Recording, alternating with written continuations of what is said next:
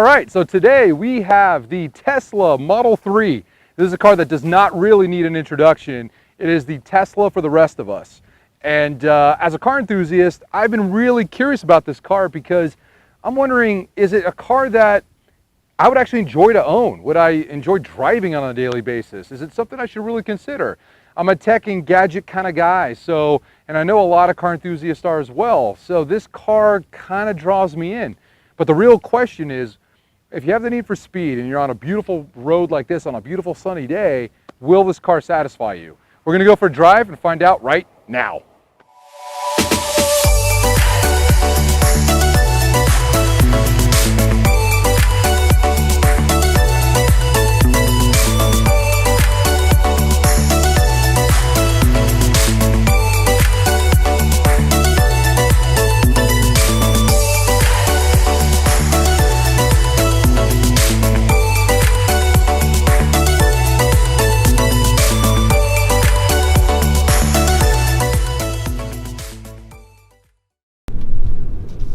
So, in terms of driving impressions, there is one interesting little tidbit. So if you've never driven a Tesla before, or really any electric car, the one thing that you're going to notice once you finally do is that when you step on the accelerator, the car will move pretty quickly because it has essentially 100% of its power at 0 RPM, which is pretty neat. However, when you lift off of the accelerator, all of a sudden, the car's braking. It's almost like you're applying the brake yourself, but you're really not. And I mean, I'm driving pretty, I would say in a spirited fashion right now, and I don't have to push the brakes very much because the car, it's really just engine braking. And it's strong enough that really it's almost a binary motion. It's like easy on and then you lift off and the car is slowing down. So it's really weird, but you got to retrain yourself how to drive. So the first thing I noticed right off the cuff is that the steering on this car is really direct. And that is, I mean, really like half the battle because it makes the car feel alive. It makes it feel sporty. And, you know, to be honest, it kind of makes me feel like I'm more confident in this car than I feel like I should be. And I don't know if you could tell, but there are some really twisty turns that I'm going through. And there is absolutely nothing but grip on the front end. So I'm really pleased with that. That is a great job by Tesla. So the brakes themselves, though, when you're not engine braking and you're actually using them, they're fantastic. I mean, they're perfectly matched to the weight of this car. I would imagine, though, on a racetrack, I would say that these probably overheat and you'll probably feel a spongy pedal. But how many people are taking these things to the track? I mean, I know, I believe it was Motor Trend, like not too far long ago, they took a Model 3 and they went to the racetrack, and I think they even drifted it. You're not going to be doing that typically, but it is good to know for the street, this thing can slow you down, and it has a well-matched setup, so that's awesome. So, acceleration. This is one of the base versions. I wouldn't even call it a performance version, but it has some get up and go. I mean, it doesn't feel slow. And, you know, those 0 to 60 figures that you see on lots of different websites and articles and all that stuff, those don't really matter anymore because typically the testers, they're pushing so hard to get those numbers. A typical driver like myself or you guys at home probably aren't going to be able to replicate that anyway. But the real test is the button seat test. And I'm telling you, this car feels torquey, because it is. And in an acceleration position like I am right now, you could feel it really pulling. I mean, it feels great. So I think this car definitely gets up out of its way.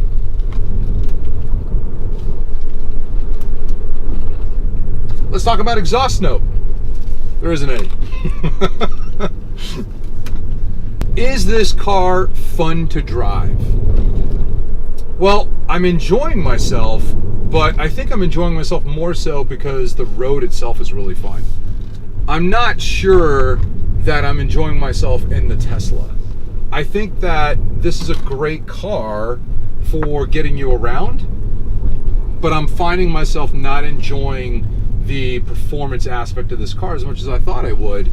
And I think that's really because it feels like a video game. This does not feel like I'm driving the car. It feels like the car is taking my inputs from a remote location and just steering. So I wish there was a more connected feel. But again, what do you expect for, 35 grand?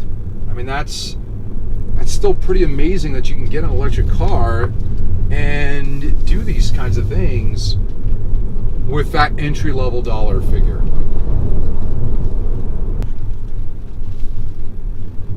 For daily driving and comfort and practicality, I really do think this is a great car. Like, you could go through the city and just enjoy being in a quiet place that's comfortable.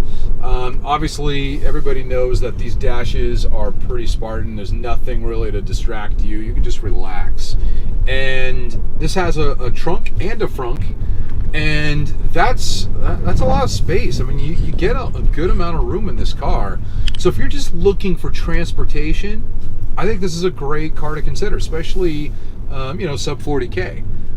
But I will point out one thing. I'm finding myself getting a little nauseous in the car, and I don't know why. In a gas-powered car, I go through these roads pretty quick, never have an issue.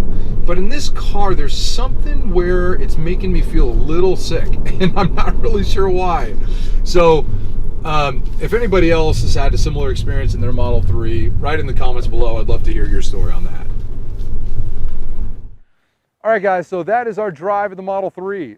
Thanks for joining us on that little journey. And just to summarize driving impressions, great power, great steering, very direct, handles well, very comfortable and practical.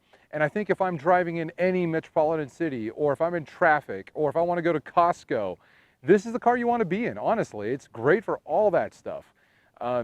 But for a car enthusiast, should you buy this car? Would I buy this car? I'm going to have to say no. And really, it's because at this price point, there's so many other cars out there that are way more engaging.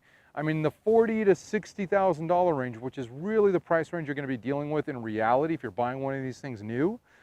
I mean, think about it. You can buy a 1M. You can buy a 911. You could buy a Ford Focus ST or an RS. You can buy a Civic Type R. I mean, there's so many more cars out there that are better for the money, new and used.